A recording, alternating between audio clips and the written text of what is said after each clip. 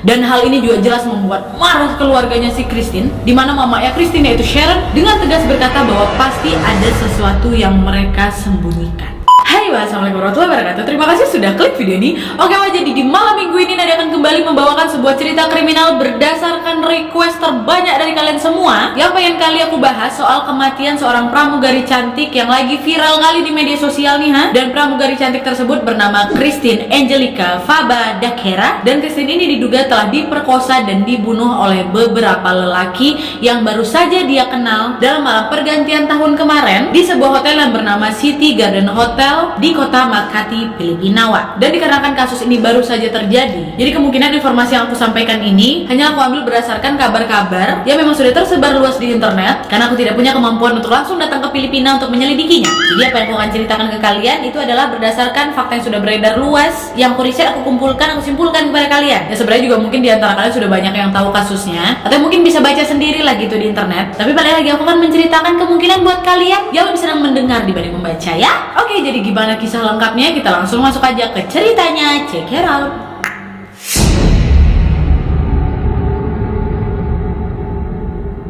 Oke, jadi seperti biasanya sebelum aku masuk ke kronologi kisahnya, aku akan menjelaskan sedikit latar belakang dari Christine Dakera ini ya. Jadi Christine Angelica Faba Dakera ini lahir pada tanggal 13 April tahun 1997 di Barangay San Isidro, General Santos di Filipina dari pasangan Jose Nestor Dakera dan ibunya bernama Sharon Rose Faba Dakera. Nah, Christine ini adalah anak kedua dari 4 bersaudara, dan Christine ini dikenal sebagai seorang gadis yang sangat cerdas karena dia ini berhasil lulus dengan predikat cum laude-nya di jurusan komunikasi di University Philippines Mindanao di kota Davao, Filipina. Dan selain kecerdasannya dalam bidang akademik, Christine ini juga berprestasi di bidang non-akademik, di mana dia ini aktif menjadi penari, menjadi model juga, bahkan sampai menjadi seorang finalis kontes kecantikan yang dinamakan Mutiang Davao pada tahun 2019 lalu. Dan setelah mengikuti kontes tersebut, Christine ini pindah lawak ke Manila untuk bekerja sebagai pramugari di Philippine Airlines. Dan di sana para kolega Christine pun mengenalnya sebagai seseorang yang sangat profesional dan mempunyai etos kerja yang sangat baik.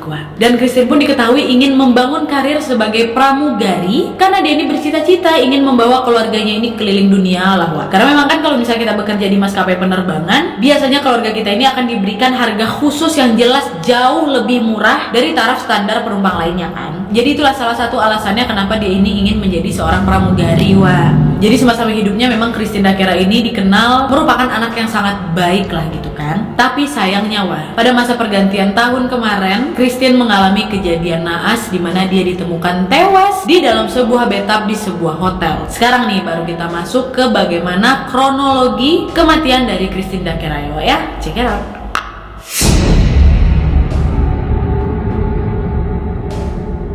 Nah, jadi ceritanya pada tanggal 31 Desember 2020 lalu, Christine ini bersama teman-teman prianya yang dipercaya juga sebagai kolega kerjanya di Philippine Airlines ingin merayakan pergantian akhir tahun bersama. Yang seperti kalian tahu, kondisi dunia kita kan memang lagi dalam masa pandemi kan. Akhirnya Christine dan teman-teman ini pun memutuskan untuk mengadakan sebuah private party, dan mereka pun dikabarkan telah membooking sebuah kamar di Hotel City Grand yang berada di kota Makati.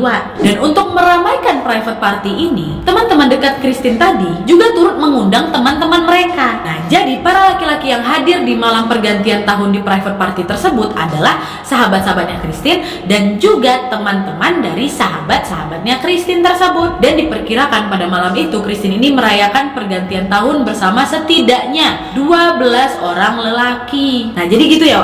Untuk si Christine ini sendiri, dia hanya mengenal teman-temannya tersebut yang bawa kawan-kawannya juga, dan selebihnya hanya orang-orang yang baru saja dia kenal di malam pergantian tahun itu. Dan pada saat itu Christine dikabarkan check-in di kamar 2209 pada pukul 11 siang waktu setempat bersama 3 temannya tadi, yaitu Romel Galida, Gregorio Angelo Rafael de Guzman, dan yang terakhir John de la Serna. Dan diketahui kalau si Galida tadi itu adalah sahabat terdekatnya si Christine, sementara de Guzman baru bertemu dengan Christine secara fisik atau secara langsung di hari itu. Tapi katanya dia udah kenal lama, cuma baru ketemu fisiknya pada saat itulah. Dan check in lah itu mereka berempat. Sampai malamnya jam 10 malam, setelah teman-teman ini memanggil teman-teman yang lain, udah berkumpul lah itu kan yang katanya 12 orang beserta si Christine ini. Mereka pun memulai pesta yang memang sudah direncanakan. Teman-teman, para sahabat-sahabatnya Christine ini pun sudah datang dan bergabung bersama mereka. Dan diketahui orang-orang yang dipanggil untuk ikut bergabung di pesta tersebut adalah laki-laki yang bernama Louis Delima, Valentin Rosales, Clark Jezreel Rapinan, Mark Anthony Rosales, Jamie Cunanan, Ray English, Edward Madrid, dan John Paul Reyes Halili. Tapi sebenarnya ada juga nih beberapa pemberitaan yang mengabarkan bahwa mereka juga telah membuka kamar lagi nih di 2207 yang terletak tepat di sebelah kamarnya si Christine dan para sahabatnya. Christine di 2206, mereka datang, tapi katanya ada juga yang bilang kalau mereka ini datang sambil juga check in di kamar sebelah mereka, yaitu di 2207. Udah lah ya, udah kumpul ini semuanya nih ha. Mereka pun langsung memulai pesta dengan makan malam bersama yang dipercaya berlokasi di restoran hotel tersebut. Setelah makan malam, kemudian mereka langsung melanjutkan dengan private party di kamar yang memang sudah mereka booking, yaitu di 2206. Dan menurut kesaksian salah satu sahabatnya si Christine ini, private party tersebut dibuat dengan konsep potluck. Nah, konsep potluck ini adalah konsep di mana orang-orang yang datang ke dalam party tersebut membawa sendiri makanan-makanan kecil atau cemilan dan minuman-minuman yang kemudian akan di-sharing bersama-sama lah gitu. Nah, si Galida ini atau sahabatnya ini berkata, pada saat private party itu sedang berlangsung, si Christine ini meminum tequila dan rum kokwa. Nah, dah lah itu, party lah mereka. Terus pada pukul 12:30 pagi, udah tanggal 1 Januari 2021 nih Wak ya, Christine sempat menelpon ibunya untuk mengucapkan selamat tahun baru, sekalian memberikan kabar kepada ibunya tentang party yang memang mereka bikin bersama teman-temannya. Dan dari keterangan sang ibu ini Wak, anaknya ini terdengar bebe aja kok malam itu. Dan melalui bukti rekaman CCTV Wak, malam itu Christine ini memang sempat terlihat sering bolak-balik dari kamarnya dari 2206 ke 2207. Dan dia ini juga sempat terlihat mengobrol dengan seorang pria dan juga sempat terekam sedang berciuman gitu Wak, yaitu dengan teman pria yang baru dia kenal bernama Valentin Rosales. Dan sampai pada akhirnya pada sekitar pukul 4 pagi, Christine ini pun dibopong nih kembali ke kamarnya dengan seorang laki-laki karena Christine ini terlihat udah mabuk kali Wak. Dan Christine yang memang sudah banyak mengkonsumsi alkohol jadi sering muntah-muntah. Nah, si Rapinan, teman dari temannya si Christine ini, yang pada saat itu merasa kasihan sama si Christine, ditemaninnya lah di kamar mandi tua dari jam setengah 8 sampai jam 8 pagi. Dan pada saat itu juga dikatakan Rapinan ini sempat membantu Christine untuk membersihkan dirinya dan memberikan Christine ini bathrobe. Mungkin dikarenakan baju yang sudah dipakai sama si Christine udah kotor gara-gara muntahannya, Rapinan ini pun sempat meminta Christine untuk berbaring di tempat tidur. Jangan tidur di sini Wak, masuk ke kamar mandi ini kan aku gantiin pakai bathrobe. Karena masih Rapinan khawatir dibanding aku tidur pula di sini ya kan. Nah, tapi katanya pada saat itu si Christine ini bersikeras tidak ingin pindah ke tempat tidur karena dia takut dia bakal muntah lagi atau dia bakal buang air kecil lah gitu di tempat tidur Wak. Tetap ngeyel nih katanya si Christine, enggak biarlah aku tidur di kamar mandi gitu. Nah, pada saat itu Rapinan udahlah jangan macam-macam, nanti kok masuk angin tidur kamar mandi kan dingin kan. Udah balik aja ke kamar katanya. Tetap nggak mau si Christine Wak. Dan akhirnya Rapinan pun yang sudah berulang kali meyakinkan Christine untuk kembali ke tempat tidur, dia pun menyerah Wak, dan membiarkan Christine ini beristirahat di kamar mandi. Kemudian pada pukul 10 nyawa, kawannya si Christine yaitu Galida tadi, dia terbangun tuh, pergi deh ke kamar mandi. Disitulah dia menemukan si Christine ini tertidur di dalam bathtub. Nah, melihat Christine yang memang sudah tertidur lelap itu, Galida pun tidak membangunkan nyawa. Malah si Galida dibawanya selimut, ditutupinya lah itu badan kawannya biar nggak kedinginan kali tidur di bathtub ya kan. Dan pada saat itu Galida bersaksi bahwa Christine pada saat itu masih bernafas Pak. Makanya itulah Galida ini nggak berpikir macam-macam Wak. Dan setelah menyelimuti Christine itu, Galida balik lagi lah ini tidur ke tempat tidur ya kan. Lalu 2 jam setelahnya sekitar jam 12 siang, Galida balik lagi bangun nih, dia mau menggunakan kamar mandi. Dan di saat inilah Wak, dia menemukan Christine masih juga tertidur di dalam bathtub. Gegara memang Galida ini mau pipis, dia laki lah pula ya kan. Dan dia pun mengingat udah lama kali kawannya tidur di bathtub ini. Akhirnya si Galida ini pun kemudian mencoba membangunkan Christine. Nah, pada saat itulah Wak, si Christine ini tidak memberikan respon apa-apa. Dan Galida pun baru menyadari bahwa tubuh Christine ini sudah membiru dan juga sudah tidak bernafas Wak. Nah, Galida yang lagi panik ini pun langsung memanggil kawannya De Guzman dan De La Serna untuk meminta pertolongan. De Guzman, De La Serna, dan juga Rapinan tadi yang baru saja masuk ke dalam kamar mandi pun memberikan kesaksian yang sama, Wak. Dimana De Guzman berkata bahwa Christine sudah tidak bernafas, dan pada saat dia memeriksa tubuhnya si Christine tidak ada juga detak jantungnya si Christine. Tetapi dia juga berkata bahwa badannya Christine ini masih hangat, Wak, di saat mereka ini sedang mencoba mengangkat tubuhnya Christine ini keluar dari bathtub. Dan setelah itu mereka pun langsung mencoba memberikan pertolongan pertama, yaitu nafas buatan ke si Christine. Karena kan memang si Galida sama De Guzman ini diketahui adalah seorang pramugara kan, jadi sudah pasti mereka ini paham cara memberikan pertolongan pertama. Dari kasih nafas buatan, PCR gitu, nggak juga terbangun-bangun, Wak, ini si Christine. Mereka dalam kondisi panik ini pun langsung menghubungi pihak hotel dan menjelaskan bahwa temannya ini sudah tidak sadar. Pihak hotel pun langsung mengirimkan kursi roda dan langsung membawa Christine ke klinik di hotel tersebut. Dan di sana dikabarkan kalau Christine ini juga telah dicoba diberikan nafas buatan lagi, tetapi usaha mereka tetap tidak membuahkan hasil. Dan mereka pun langsung membawa tubuhnya Christine ini ke rumah sakit Makati Medical Center, dan sesampainya di rumah sakit pihak dokter pun menyatakan bahwa Christine sudah meninggal.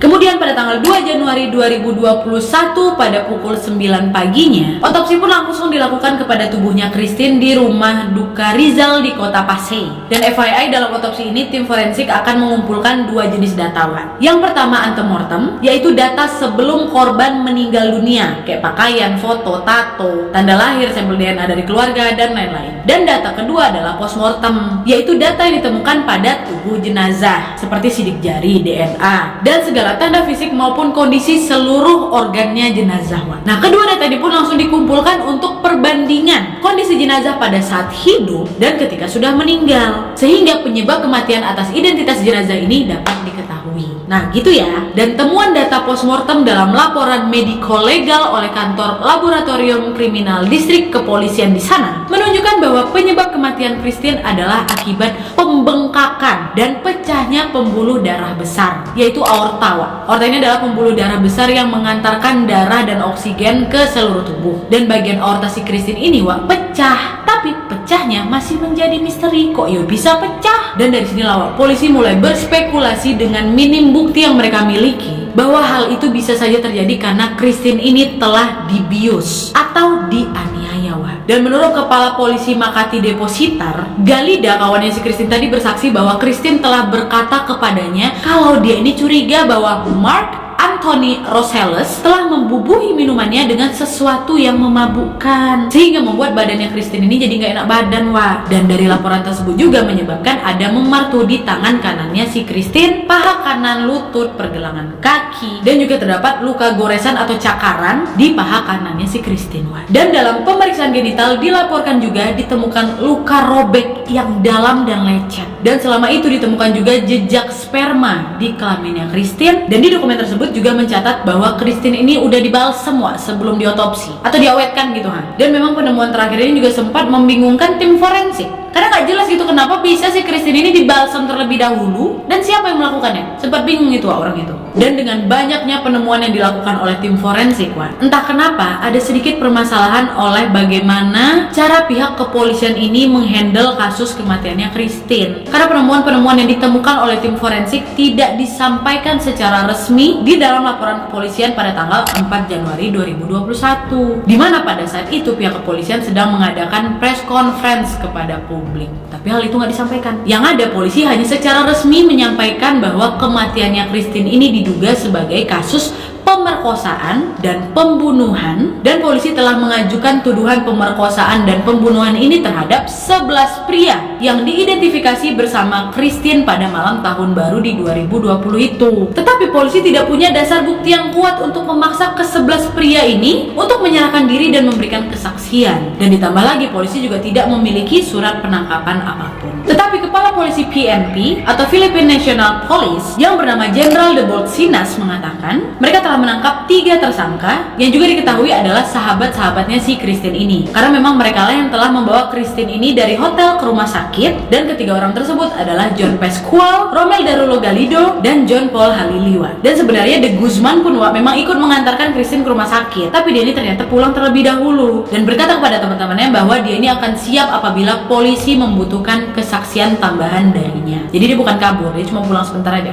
Dan atas penangkapan 3 orang ini, pihak kepolisian pun pun mengatakan bahwa kasus kematian Christine ini telah terselesaikan dan merasa tidak perlu melakukan investigasi lebih lanjut tentang apa yang sebenarnya terjadi di malam itu. Dan beberapa hari setelah penangkapan ketiga orang tersebut, Jaksa Kota Makati pun memerintahkan pihak kepolisian agar mereka melepaskan ketiga tersangka ini atas dasar kurangnya bukti yang dapat menjerat mereka ke dalam penjara. Dan ketiga orang tersebut ini pun akhirnya dibebaskan pada tanggal 7 Januari 2021. Dan jaksa juga turut mengatakan bahwa pihak kepolisian sudah gagal dalam menginvestigasi bagaimana sebenarnya kejadian yang terjadi di malam tahun baru itu. Dan hal ini juga jelas membuat marah keluarganya si Christine, di mana mamanya Christine yaitu Sharon dengan tegas berkata bahwa pasti ada sesuatu yang mereka sembunyikan. Dan kalau memang dugaannya ini salah, berarti memang pihak kepolisian yang tidak becus dalam melakukan tugasnya dan sangat pantas untuk dipecat, kata Mama Ewa. Kritik keras dari Sharon ini pun mendapatkan jawaban dari NBI, yaitu The National Bureau of Investigation, mungkin macam FBI-nya Filipina kali ya, dimana NBI ini pun langsung turun tangan untuk melakukan otopsi yang kedua kalinya atas jasad Christine, dan hasil dari otopsi tersebut dijadwalkan akan keluar dalam minggu ketiga bulan Januari ini, Wak. Pada saat aku filming ini belum mencapai minggu ketiga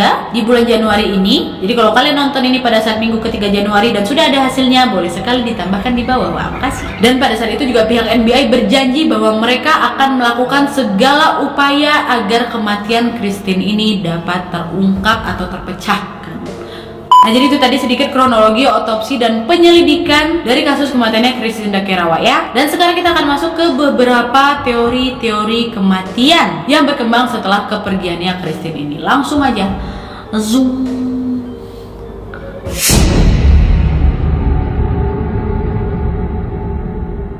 Oke, jadi yang jelas pemberitaan yang muncul di media pasti ada beberapa teori yang berbeda tentang penyebab dari kematiannya Christine. Dimana teori pertama adalah teori yang paling banyak diyakini oleh banyak orang, yaitu Christine ini telah diperkosa oleh beberapa pria dan kemudian meninggal karenanya. Karena berangkat dari hasil otopsi, Wak, ada teori yang mempercayai bahwa Christine ini telah diperkosa dan kemudian dibunuh oleh beberapa pria yang datang ke pesta pergantian tahun tersebut. Hal ini dikarenakan memar yang ditemukan di jasad Christine yang dipercayai karena Christine ini telah mencoba melawan para pelaku. Dan teori ini juga didukung dengan penemuan sperma di bagian alat vitalnya si Christine. Ya walaupun sebenarnya ada juga keraguan di fakta ini, karena mungkin aja pada saat itu Christine ini telah melakukan hubungan seksual secara sukarela. Karena apa? Karena dilihat dengan fakta bahwa si Christine ini terekam sedang berciuman dengan seorang pria. Dan teori ini pun dibantah oleh salah seorang teman dekatnya Christine yang juga hadir pada malam itu, di mana dia ini mengatakan bahwa para laki-laki yang datang di pesta itu adalah lelaki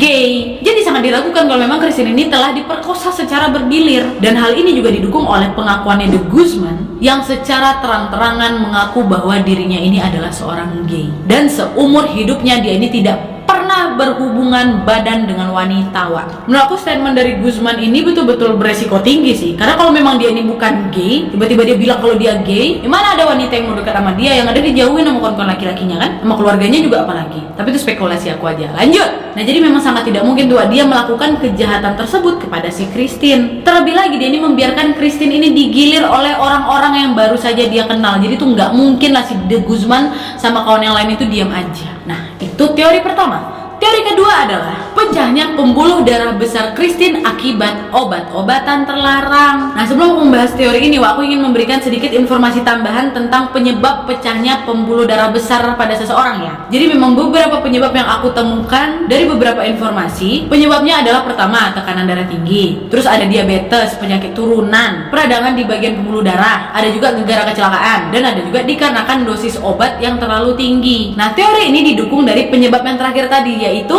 dosis obat yang terlalu tinggi. Seperti yang udah aku sebutkan tadi, Wak, kalau memang Galida ini bersaksi kepada pihak kepolisian bahwa si Christine ini kan mencurigai seseorang yang memang sudah memasukkan sesuatu ke dalam minumannya, dan bisa saja apa yang dimasukkan oleh orang tersebut memberikan efek yang sangat buruk kepada tubuhnya si Christine. Karena semenjak dia menyadari bahwa seseorang ini telah memasukkan sesuatu ke dalam minumannya, baru dari situlah Christine yang merasa badannya nggak baik, Wak. Bisa jadi obat yang sudah dimasukkan oleh orang tersebut berujung pada tindak pemerkosaan, yang dimana si Christine pastinya sudah tidak bisa sadarkan diri lagi, dan akhirnya berujung kepada kematian Christine karena memang kondisi tubuhnya yang melemah dan sudah terlambat untuk diperiksa. Mungkin bisa saja apabila si Galida yang menemukan Christine dalam keadaan tertidur tadi menyadari bahwa memang temannya ini udah nggak baik-baik aja dan langsung dibawa ke rumah sakit, mungkin nyawa si Christine ini masih bisa diselamatkan. Tapi gegara mungkinlah si Galida tadi itu juga badannya masih oyong-oyongan, dia nggak kuat angkat si Christine, dibiarkannya kawannya di sana malah dibawa selimut, ya kan? Nah, itu teori keduanya, Wak. Teori ketiganya, penyebab kematiannya si Christine ini adalah pembuluh darah yang pecah yang dikatakan akibat natural cause-nya. Karena ada juga nih beberapa orang yang mempunyai teori bahwa mungkin saja memang Christine ini sudah mengidap beberapa penyakit dan memang pecahnya pembuluh darah ini adalah hal yang memang akan terjadi pada dirinya Christine. Tetapi teori ini sangat ditentang oleh Sharon, ibunya Christine, karena dia merasa anaknya ini masih muda dan sangat-sangat sehat, yang membuat Sharon ini tidak bisa mempercayai teori seputar kejadian alam yang sudah merenggut nyawa anaknya ini.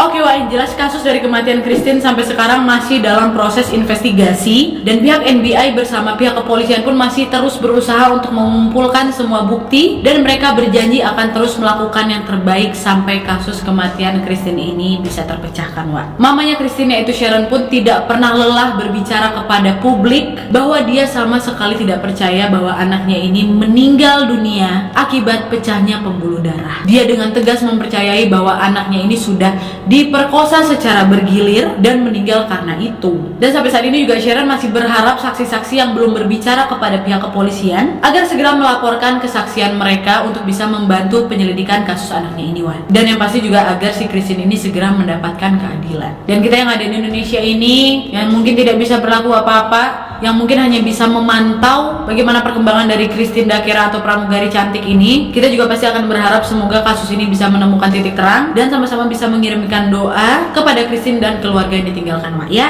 Oke, Wak, jadi itu tadi kisahnya. Gimana menurut kalian? Apakah kalian percaya kalau Christine ini meninggal akibat pecahnya pembuluh darah? Atau mungkin kalian lebih percaya kalau Christine ini tewas akibat diperkosa bergilir? Kalian boleh komen semuanya di bawah, ya. Dan tolong sekali apabila kalian sudah punya informasi tambahan seputar kasusnya Christine Dakera ini yang tidak aku sampaikan di sini, ya mungkin karena informasi tersebut muncul setelah aku filming, jadi tidak aku sampaikan di sini. Yang jelas informasi yang memang aku sampaikan di sini adalah informasi yang memang sudah beredar luas, karena memang aku yakin pasti akan ada perkembangan dari kasus ini, mengingat aku filming ini tanggal 13 Januari. Kejadiannya kan memang dari tanggal 1, tapi kan pemeriksaan terakhir itu terupdate-nya itu antara 7 sampai 8 Januari gitu kalau nggak salah. Jadi pasti akan ada lagi informasi tambahan berikutnya setelah video ini kalian tonton pasti.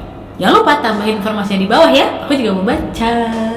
Oke, Wak, jadi sekian dulu videonya. Terima kasih yang sudah menonton. Kalau kalian suka video ini, klik like-nya. Jangan lupa komen di bawah untuk ide dan saran-saran untuk video selanjutnya. Jangan lupa nyalain notifikasinya supaya kalian tahu kalau aku upload video baru. And as always, jangan lupa untuk klik tombol subscribe supaya kalian sama-sama tahu informasi menarik dan menegangkan dari channel aku. See you next video, Wak. Bye!